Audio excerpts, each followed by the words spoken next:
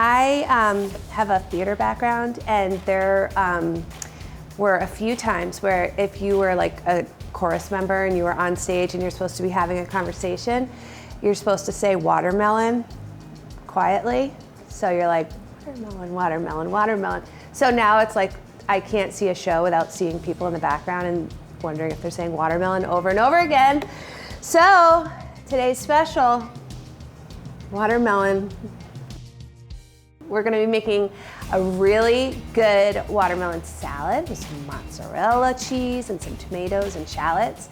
And then we're also going to make a watermelon slushie that you could or could not put a little booze in if you wanted to.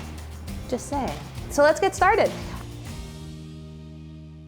I just washed this watermelon because, as Dan said right behind the camera, these guys can carry a lot of bacteria on the exterior because they do grow right on top of the soil. So it's always a good idea just to rinse off the exterior just to make sure everybody's safe. And yes, we will be cutting the rind off, but the knife does technically go through from the outer skin into the flesh. So let's get going. I'm going to start by just slicing off the round part of the watermelon.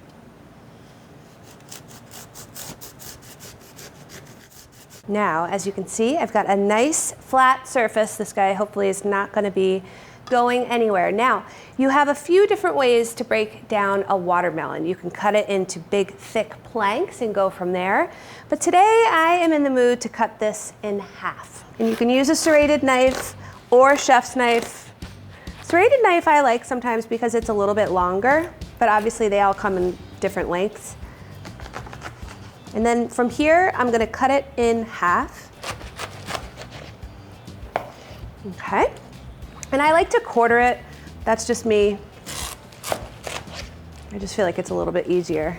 So this recipe and the next recipe uses 1-inch chunks. So I'm gonna go ahead and cut and break down this entire watermelon, and I'm gonna use some of it for the salad and some of it later for our slushies. I'm gonna switch to a chef's knife for this part. Right now I'm just kind of cutting the rind, and then I'm gonna get a little better with my curving. This is something that definitely takes practice, so don't be hard on yourself, or don't let anyone be hard on you. So from here, I'm gonna cut it into 1-inch planks. And then from here, 1-inch rows, and then turn it crosswise. I'm gonna finish breaking down this watermelon, and when we come back, it's salad time.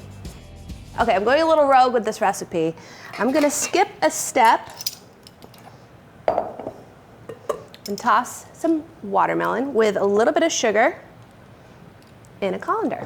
And you're probably wondering why I'm doing this in a colander, because I'm gonna actually transfer this to the refrigerator and let it hang out for like half an hour. The sugar is gonna help to draw out some moisture so that we don't have a soggy salad, because that would be sad.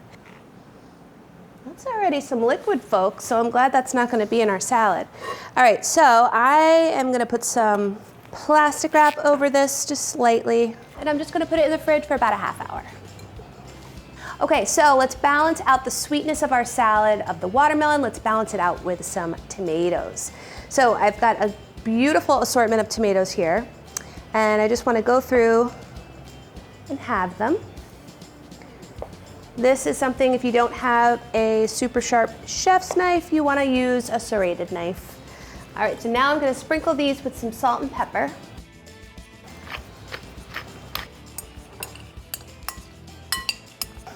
I'm gonna set these aside, and now we're gonna move on to the dressing. So I'm gonna grab a shallot, I'm gonna grab a lemon, some extra virgin olive oil, and some vinegar. We're gonna use some cider vinegar today. All right, so let's start with our shallot. We're gonna slice it into rings, and you know, shallots come, sometimes they're, you know, ginormous, and sometimes they're teeny tiny. This is one of those that has the friend underneath. So because I don't need a ton of shallots for this recipe, I am gonna save this for another use later on in the week, and I'm gonna use the big one because we're slicing it into rings. And shallots are great. Like, it's a great way to add a little bit of extra flavor to a dish, but it's not a super strong oniony flavor. They're definitely much more mild. So that's why I like to add them in things like salads or, you know, applications that you're not going to be cooking. Just slice them into thin rings. And with a chef's knife, I like to just use sort of the tip of the knife. I mean, for me personally, it just gives me a little bit more control over what I'm cutting and what I'm doing. All right, so to the tomatoes, I'm going to add my shallots. I'm going to give it a toss. It's not part of the actual recipe, but I feel like it can't hurt at this point to help season everything. I need to get some zest from this lemon, so I like to do my grating over a bowl. And I already had half of a lemon from yesterday, so I'm going to use that first. And a zested lemon will keep in your fridge for a little bit.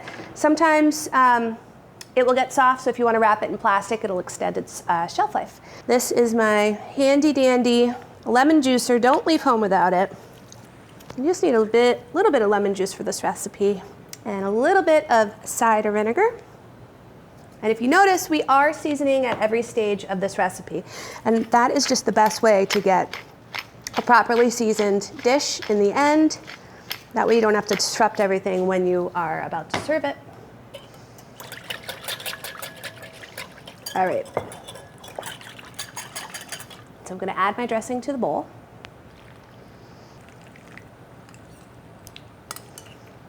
All right, so now I am going to go grab my watermelon because it's been about a half an hour.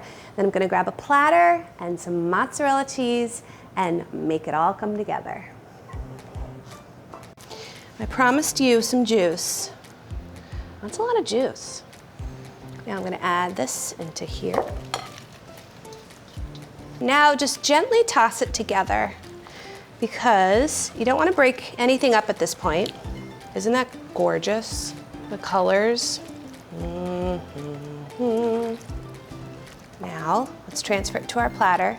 And overall, I'm not like afraid to use my hands really, so I don't want you to be either. That's what they make soap for, you know? When I'm styling a platter like this, for friends, for family, with clean hands, you just kind of go in there, because people eat with their eyes, right? And don't be afraid to get messy on the sides. Not too messy, but controlled messy.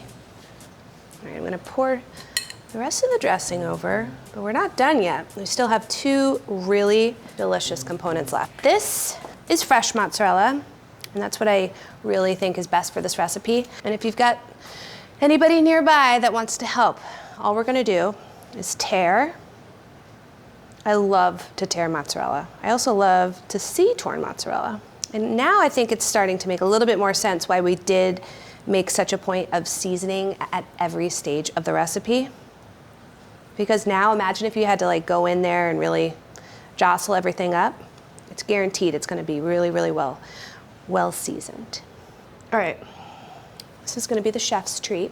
And so I store my herbs in the fridge in a jar with a little bit of water. Sometimes, if I'm feeling ambitious, I use a Ziploc bag and I just kind of cover it in the fridge. And what happens is it kind of creates like a little bit of a greenhouse effect. So it stays moist and the shelf life on it really is amazing. Like it'll last an extra 4 days that way, which is really great.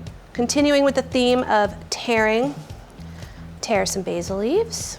All right, so I'm just gonna top this off with one more layer of a drizzle of olive oil. All right, there it is. Our watermelon and tomato salad. I'm gonna clean up, we're gonna come back and make some watermelon slushies.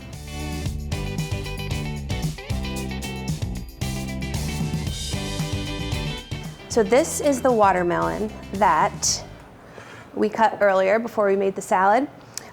So what I'm gonna do from here is I'm gonna take 5 cups and I'm gonna put it on this platter and freeze that watermelon before I do anything else.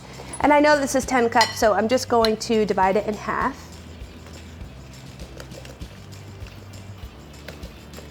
And if you want to make this ahead of time, if at this stage, or maybe once they are frozen, leave them in there for a minimum of 2 hours just to make sure they get fully frozen. But I'm sure you could put them into a zipper lock bag and make this when you're ready.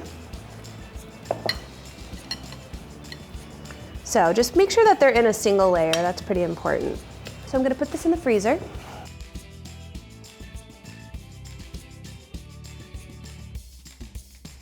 I need some lime juice. I need like a 1/4 cup. So 2 limes should be about a 1/4 cup. So I'm just going to put it right into the blender. No sense in doing it into a bowl and then pouring it in. Yeah, I may or may not have had this before with a little bit of tequila, and it was so good. But as is also very good. And now we need just a little bit of simple syrup. I actually made this in the microwave. You can just combine equal parts water and sugar. I just need like a couple tablespoons of simple syrup and a couple pinches of some salt, because the salt is going to help bring out that watermelon flavor.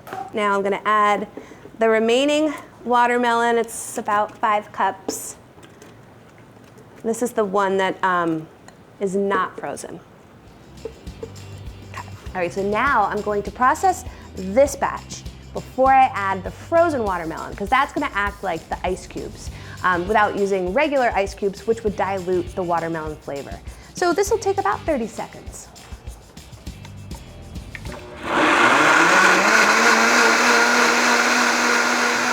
So here are my frozen chunks of watermelon. So I'm going to process this one more time for about 30 seconds until it's nice and slushy and smooth in consistency.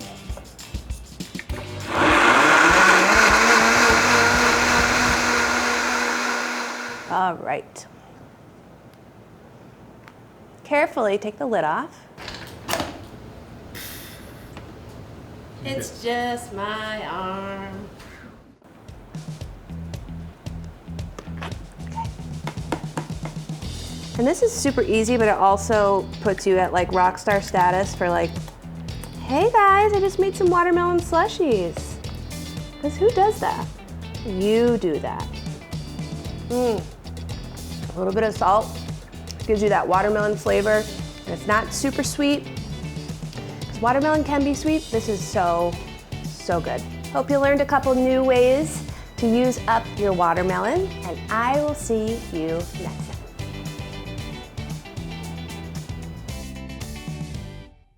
Thanks so much for watching. If you have any questions, go ahead and leave them down in the comments below. And if you enjoyed this video, please like it and don't forget to subscribe.